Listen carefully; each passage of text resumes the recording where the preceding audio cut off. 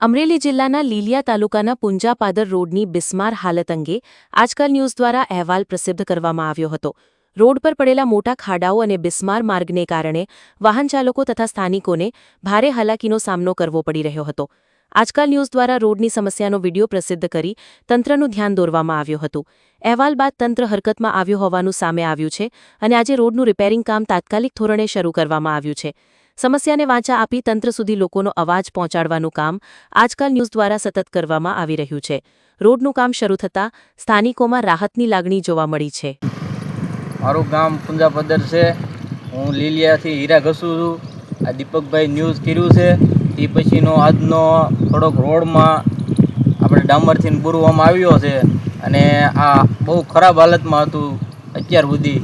આ દીપકભાઈએ થોડુંક નામ કરીને આ કંઈ વિડીયો ઉતારીને થોડુંક સારું અત્યારે કર્યું છે એટલે બહુ સારું છે। બસ।